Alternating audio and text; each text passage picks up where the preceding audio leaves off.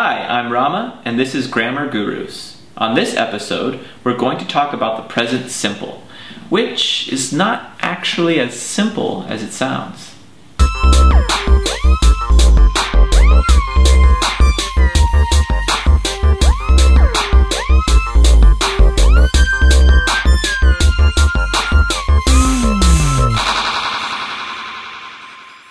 In English, we use present simple a lot, and we use it to talk about a lot of different things in a lot of different ways.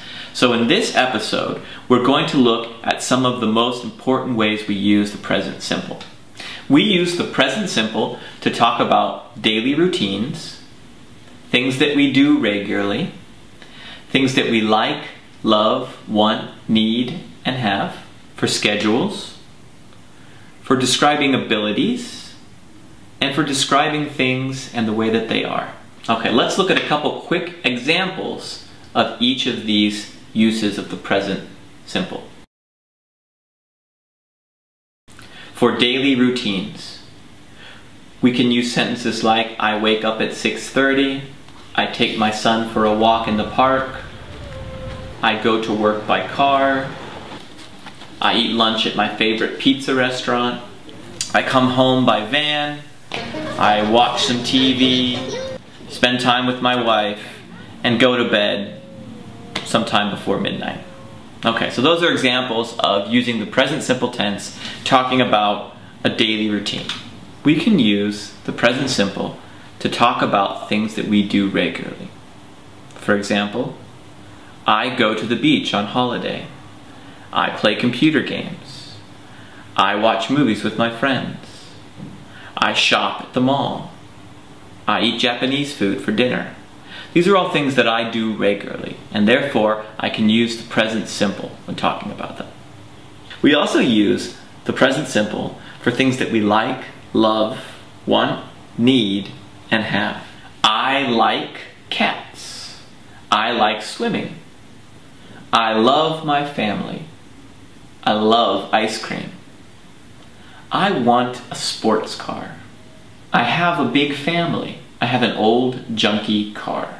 I need a new DVD player. PC load letter? What?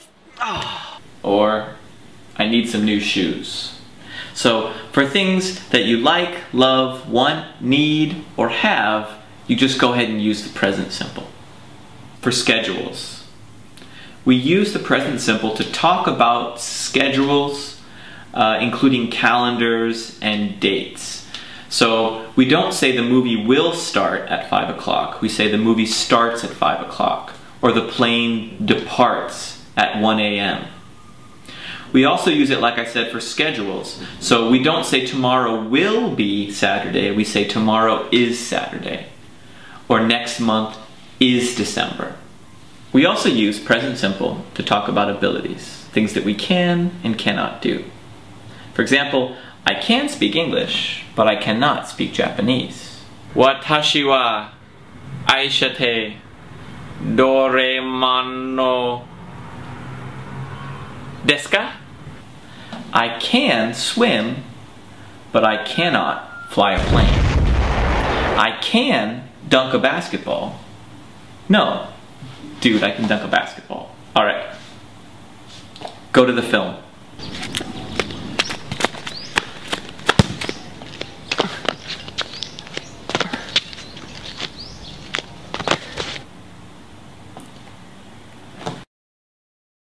For describing things and the way that they are, we often use the verb to be. I am a teacher. She is beautiful. They are from China. But we can also use the verbs smells, looks, feels, and tastes for describing as well. That looks amazing. I feel tired. That sounds good. That smells delicious.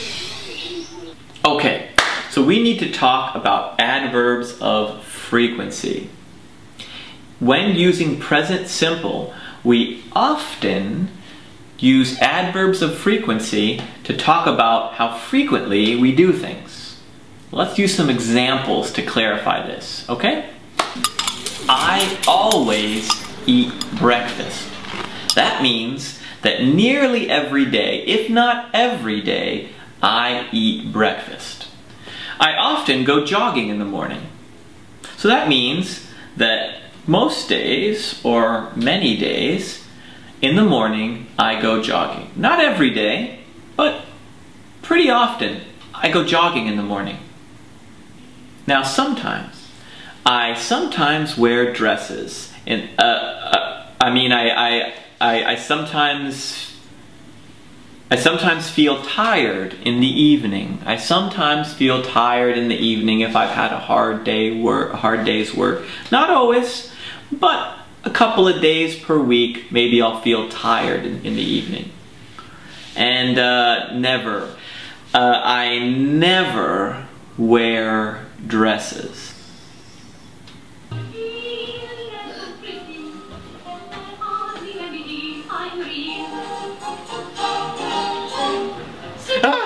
Never. Now let's look at how we form the present simple tense. The present simple tense is formed by using the subject and the base form of the verb. It's as simple as that. You just need the subject and the base form of the verb. For example, I have, we kiss, they want, you like, she has, he kisses, it wants. Wait, now what's different there? In the last three examples, they all had an S at the end. Why is that? Well, that's what we call the she-it rule.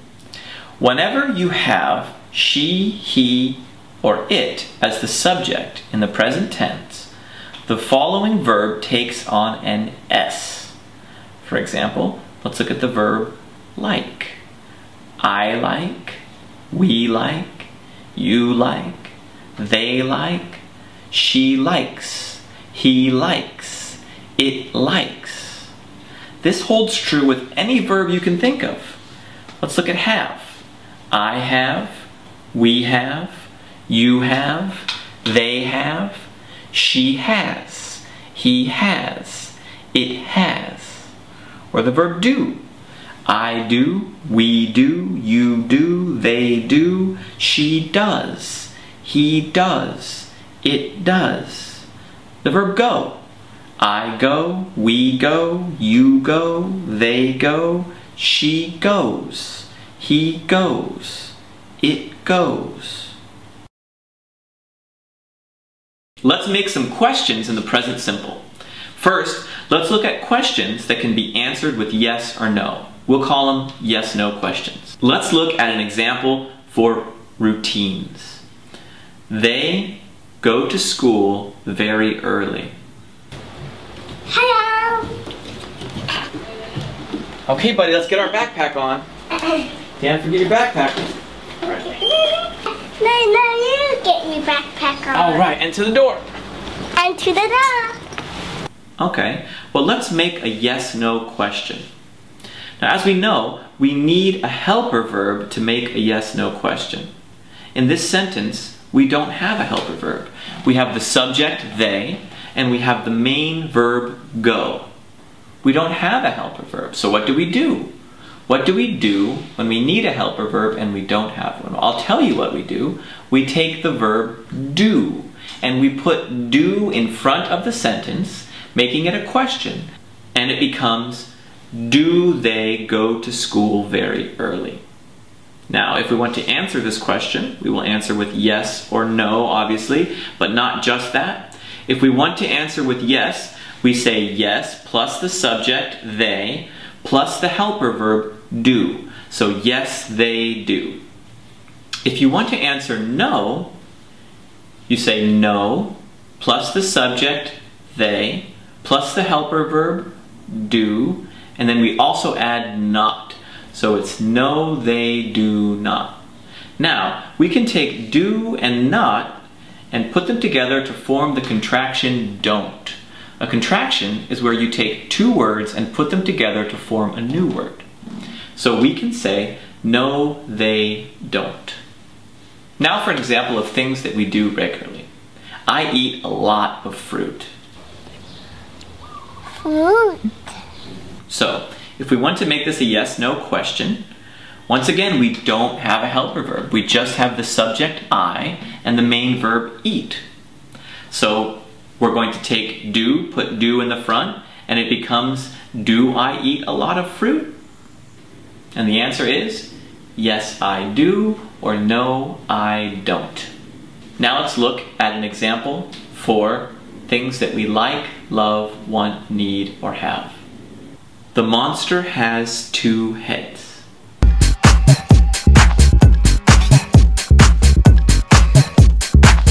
Okay, now once again we don't have a helper verb, we just have the subject, the monster, and the main verb has. So we take do again, we put do in the front. Now, do takes the S from has and becomes does. Does the monster have 2 heads? We can answer with yes or no. If we want to answer with yes, we'll use yes plus the subject. In this case, we can just say it because the monster is an it. Yes, it, and the helper verb does. So yes, it does. Now if we want to answer with no, we'll use no plus the subject again, plus the helper verb, plus not. So no, it does not. Or no, it doesn't. Now let's look at an example of a sentence about schedules. The movie starts at 5 o'clock. So we don't have a helper verb, we'll take do. Once again, the movie is an it, so it'll become does. Does the movie start at 5 o'clock? The answer? Yes, it does, or no, it doesn't. Now for an example of abilities. I can slam dunk a basketball. So we know we need a helper verb to make a yes-no question, and it just so happens that in this sentence we have a helper verb already. I is the subject, slam dunk is the main verb, and we have the helper verb can. So there it is. We don't need to add do. We already have a helper verb. So all we need to do is take the helper verb can, move it to the front, and the sentence becomes, can I slam dunk a basketball? Now the answer would be yes or no. If you want to answer with yes, we take yes plus the subject, I, plus the helper verb, can. Yes, I can. Or if we want to answer with no, we take no plus the subject, I, plus the helper verb, can, plus not. No, I cannot. Or no, I can't. Now I'd like to mention that speakers of British English normally pronounce this word as can't, whereas in America we pronounce it can't. And now for an example of describing things and the way that they are. I am very handsome. You said I could use any sentence that I wanted to. What do you mean realistic? Oh, you're handsome. You're a handsome guy. So to make this a yes-no question, it's a little bit different when we use the verb to be. We don't need to add a helper verb when we use the verb to be. We just take the verb to be and move it to the front. I am very handsome becomes, am I very handsome?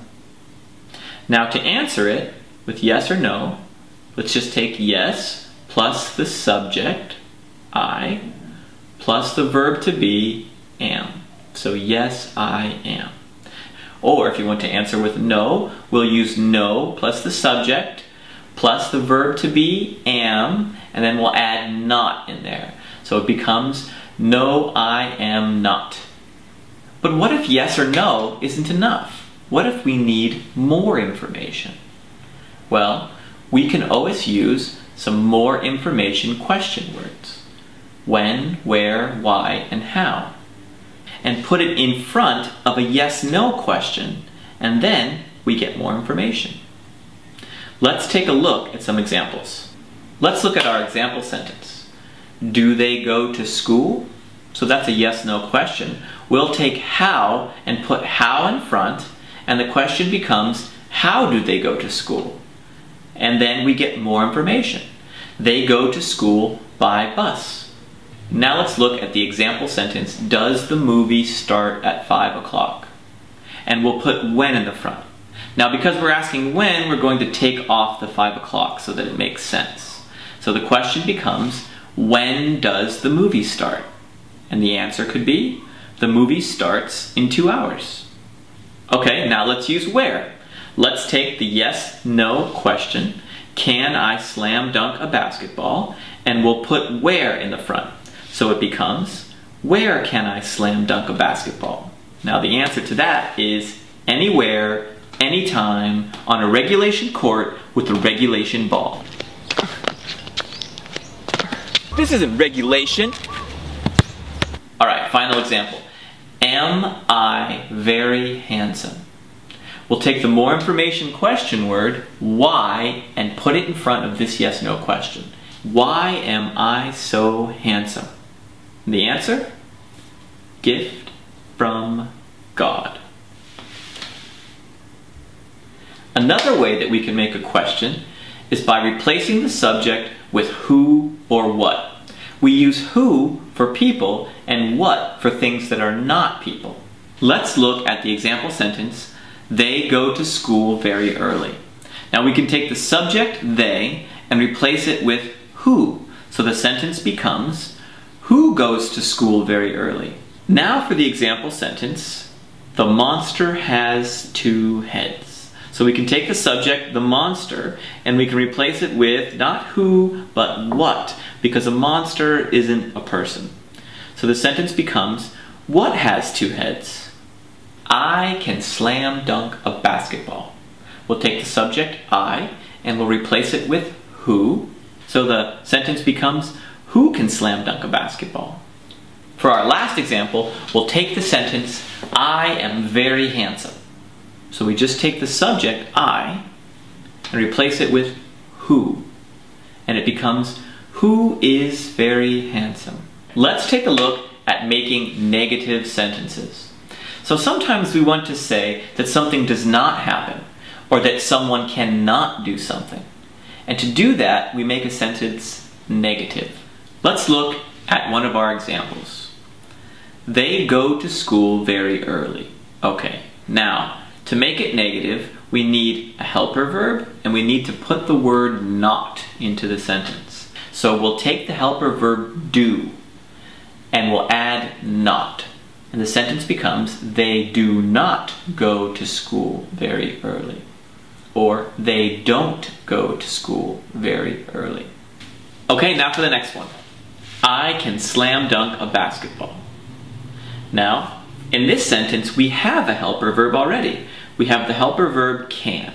So we have the subject, I, the main verb, slam dunk, and the helper verb can. So all we need to do is add not to make this sentence negative. So it becomes, I cannot slam dunk a basketball. Or, I can't slam dunk a basketball. Okay, let's look at one more. I am very handsome. Now the verb to be is special. The verb to be, we don't need a helper verb if we have the verb to be as the main verb in a sentence. We just take the word not and we add it, and the sentence becomes, Jeremy is not very handsome. How's that for realistic? Alright, now it's time for some tough stuff. Would and could in the present simple. Now often we use would in the past to talk about something that you did before that you don't do now. But in the present simple, we can use would, most often combined with like, as would like, as a polite way of saying that you want something. Would you like something to drink? What would you like to order? Hey, I would like to come too. I would like to have the pasta primavera. Could is often used in the past as sort of a past tense of the helper verb can. But in the present simple, it's used for a very polite way to ask for something. It's considered more polite than using the verb can. So rather than saying, "Can you let me borrow $50?" you could say, "Could you let me borrow $50?" And that's softer and more polite. So remember to be polite by using could when you're asking for things and using would like when you want something. Now remember, when talking about abilities, we normally use can or can't, but you don't always have to. You can sometimes just drop the can or the can't and say things like, "I speak English," without having to say, "I can speak English." Or rather than saying, "She can swim very, very quickly," you can just say, "She swims very quickly." Finally, in academic work, we normally use the present simple. For example, the author uses, the research shows, the studies suggest. These are all examples of using the present simple in academic work and academic research. Alright, well that's it for this episode of Grammar Gurus. As you can see, the present simple is used in a lot of different ways for a lot of different things. Well, don't forget to subscribe, and if you have any questions about English or grammar, go ahead and leave them in the comments box below. Alright, bye now.